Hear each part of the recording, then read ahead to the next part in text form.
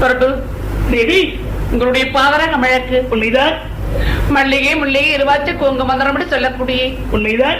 மலர்கள் பிரித்து கொட்டை குவித்து உன் திருவடி கமழக்கு அடியேன் வணக்கம் சுவாமி. தேவி, சுவாமி என் திருவடிவன் பாதம் அணிந்தபடியினான் பூலோகம் பவலோகம் தபலோகம் தனலோகம் தபலோகம் ஈரேல் 14 உபரங்களிலே திறப்போடு வளர்க்கிறவாய். தேவி சுவாமி, என்றுமில்லாமல் உன்னை ஏன் சந்தித்தேன்? எத்தனை நாட்களாக பிரபு தேவி, உங்களே எப்படி எப்படி எல்லாம் திட்டி விட்டு நல்லவா ஆகட்டும் சுவாமி. தேவி,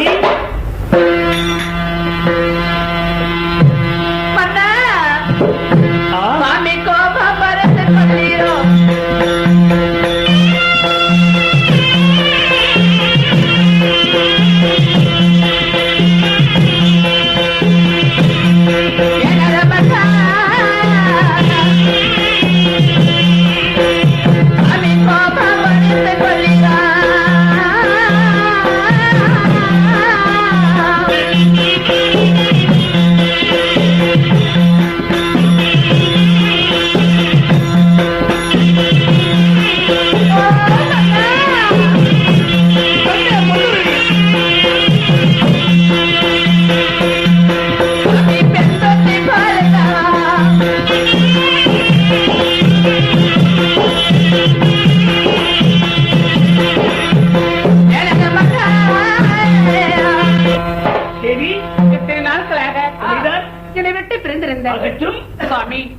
இருவர்களும் அதே போல நமது இருவர்களும் சேர்ந்து வாழலாம். நமது மாலைக்கு போகலாமா சுவாமி? சுவாமி, நாம் இருவர்களும் சேர்ந்து வாழ்வதை விட உன்னிடம் நான் எடுத்து வந்தேன் அறிந்தாயா? எதற்கு? குறும்புக்காரி அருண உதய முட்டிய நான் அவர்களை போல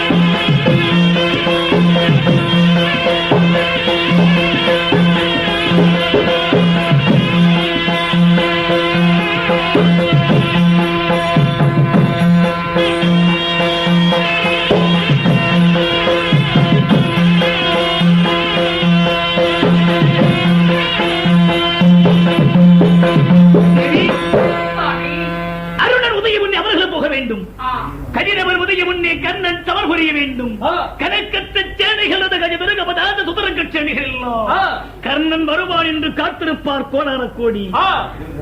மண்டலத்திலே உள்ள மன்னர் அனைவர்களும் மன்னன் வருவான் என்று பார்த்திருப்பார் கோடான கோடிகள். யுத்தகல பூமிக்கு வீரனாய் சென்று வெற்றியோடு வா என்று வீரவாள் தருவாயாக. எத்தனை நாள் கிடந்து இன்றாவதும் தன்னுடைய மனைவி இடத்துல வந்தீங்க. ஒரு பெண்ணுக்கு என்ன ஆசை தெரியுமா? 8 நாள் கிடந்து தன்னுடைய கணவரை கண்ட பிறகு அவ எவ்வளவு ஒரு ஆசை இருப்பா தெரியுமா? எப்படி? நீங்கள் வந்த உடனே போர்க்களம் செல்ல வேண்டும், சண்டைகள் செல்ல வேண்டும், குருச்சத்திரம் போக வேண்டும், போர் புரிய வேண்டும் என்று தெரிவிக்கிறாயே சுவாமி. நான் உன்னை கேட்கட்டுமா? சுவாமி உன்னை எதற்காக போற செய்ய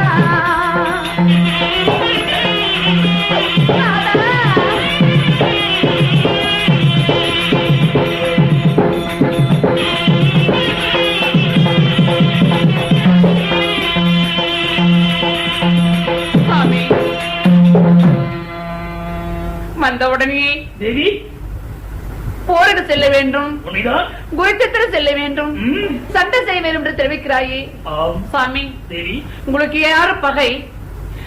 நீங்கள் யாருக்காக யாரிடத்துல சண்டை செய்ய வேண்டும்? உங்களுக்கு என்ன பகை? அவைகளுக்கு உங்களுக்கு என்ன பகை? சண்டையிட்டு விளைக்கிறாய் யாரோடு சண்டை? ஆமா விளைக்கிறாய் யாரும் யுத்தம்? உண்மைதான் சுவாமி. பகைவர்கள் யாரும் கேட்கிறாய்?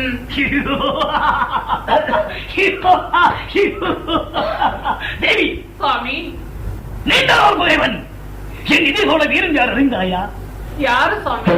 பசிங்கிலேயே பண்ணவனின் தன்மகளே.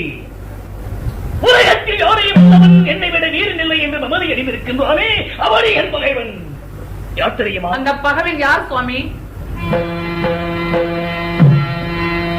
அடிப்பட்டைகளாகிய பாண்டவர்களையெல்லாம்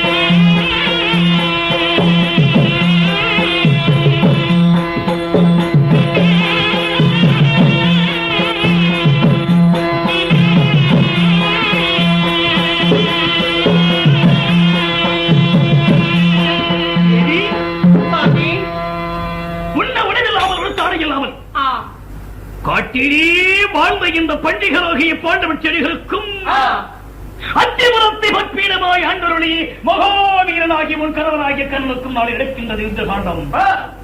ரதகஜ துருகமதோதி துலக்க சேனைகளோடு போராடப் போகிறேன். என் பகைவன் யார் என்று கேட்டால் சுருக்கமாக சொன்னால் பாண்டவர்கள் என் பகைவர்கள். பாண்டவர்களா? சுவாமி, தேவி, உன் தாய் யார் என்று தெரிவித்தேன். குந்தி. தாய் குந்தி. அந்த குந்தி வகுத்திலே பிறந்த பாண்டவர்கள் யார் சுவாமி? எப்படியோ சுத்தி வளைப்பதிவு இருக்கின்றன எனக்கு. அதையெல்லாம் கேட்க வேண்டிய அவசியங்கள் இல்லை. ஜெயம் பெற்று வா என்று விடை கொடுப்பதே உன் லட்சியமாகும். சுவாமி, பாண்டவர் யார் என்று தான் கேட்டேன். பாண்டவர்கள் குந்திக்கு புத்திரர்கள். புத்திரிதானே? நீங்கள் யாரு? அந்த பாண்டவர் யாரு? தேவி. சுவாமி, பாண்டவர்கள் என் தம்பிகள். தம்பிகள். நீங்க? அண்ணன். போயும் ஒரு எட்டுப்பாடு குடித்த தன்னுடைய தம்பி மரத்தில் சமர்ப்பிப்பது வீரமா? இதுதான் உங்களுடைய வீரமா? சுவாமி, பெண் குரத்தையை காட்டுகிறாய். தம்பியாயிருந்தால் என்ன, அண்ணனாயிருந்தால் என்ன, முன் வைத்தகோரை பெண் வைப்பவன் வீரனுக்கு அருகல்ல. அதை முன் அறிந்து அப்படி என்றால் தன்னுடைய தம்பி மரத்தில் சமர்ப்பிப்பதற்கு தம்பிமார்களுக்கு உங்களுக்கு என்ன பகை? யாருக்காக அவரிடத்துல? பாண்டவர்கள் தம்பி என்பது யாருக்குத்தான் தெரியும். ஆமா, நேற்றுதான் தம்பிகள். சரி, நேற்றோடு நான் பாண்டவருக்கு நான் அண்ணன். இன்றில்லையே, இதற்கு முன்னில்லையே. அப்படி இல்லை என்றாலும் யாருக்காக அவரிடத்துல சமர்ப்பிக்க வேண்டும்? யாருக்காக ஏன் போராடுகிறாய்? எதற்கு ஒரு சத்திர வேடமா போகிறாய் என்று இருக்கிறார். உண்மைதான். என் மருண பசிகளியே மாமையிலே விளக்கமா சொல்கிறேன். யாருக்காக போராடுகிறேன்? யாரோடு போர் புரிய போகிறேன்? சொல்கிறேன், கவனமாக்கி.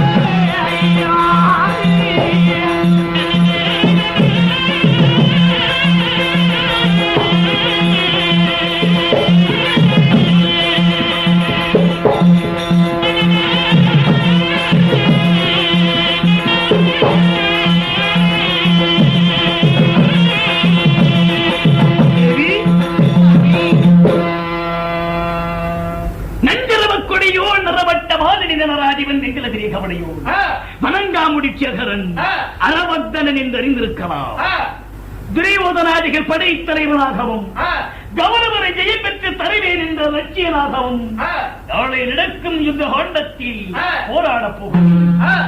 அத்திபுரத்தி மன்னனே, என் மகோவீரனே, ஜெயம் பெற்று புனித பூமியின் தலைவனாக வெற்றிவாள் தருவேன், பெற்றுச் செல் என்று வீரவாள் கொடுப்பாயாக. சாமி, போயும் அந்த பாவியாகி துரியோதனுக்காக தன்னுடைய தம்பி மரத்தில் சமர்ப்பிக்க வேண்டுமா? தேவி, துரியோதனாதிகளையா மானங்கட்டவன், நெய்வஞ்சகன், நச்சு பாம்பு. அந்த நச்சு பாம்புக்காக சுவாமி போயும் அந்த பாவியாகிய துரியோதனுக்காக தன்னுடைய தம்பி மரத்தில் சமர்ப்பிக்க வேண்டுமா? இது நீதியா? சுவாமி, வேறு யாராவது வைத்திருந்தால் அவர்களும் தெருப்பட செய்திருப்பேன். பாவியாக தெய்வதாதிகளை வஞ்சகன் என்பதாக வைத்திருந்தால் சிரத்தை திரட்டி விண்ணுலகத்தில் பிறக்கச் செய்திருப்பேன்.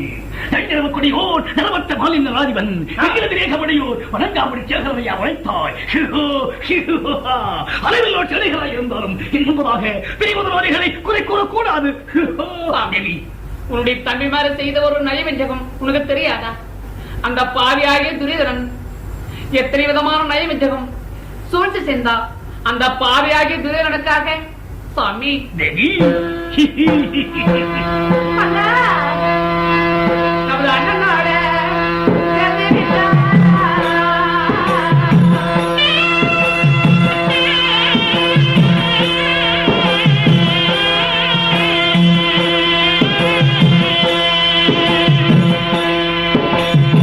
சின்னம்மா 8 மணி மட்டா ஏறி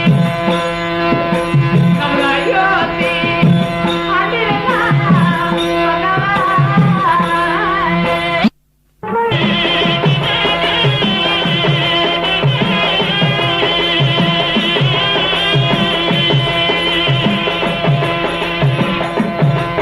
சாமி நம்ம தம்பியோட சேர்ந்து விட்டார்.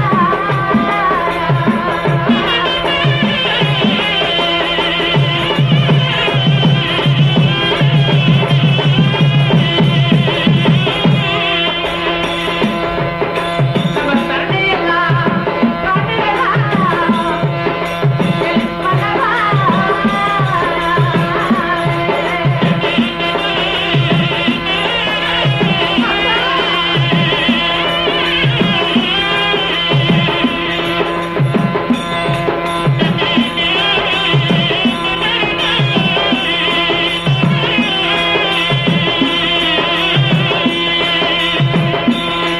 இங்கே வாழலா கண்டவனா.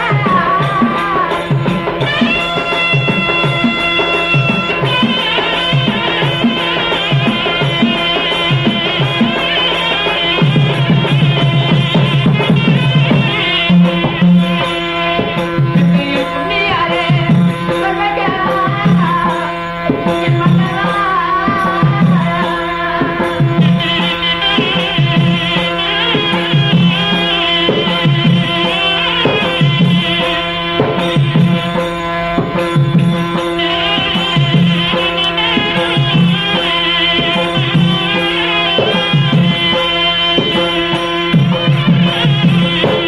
பிரபு தேவி அண்ணனோட சேர்ந்து விட்டார். அயோத்தி ஆண்டு விடலாம், நமது அயோத்தி ஆண்டு விடலாம்.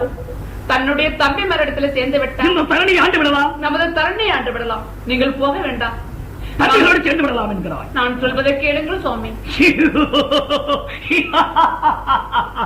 தேவி ம். அண்ணனோடு சேர்ந்து அயோத்தி மாநகரை ஆள்வதை விட தம்பிகளோடு சேர்ந்து இந்த தரணி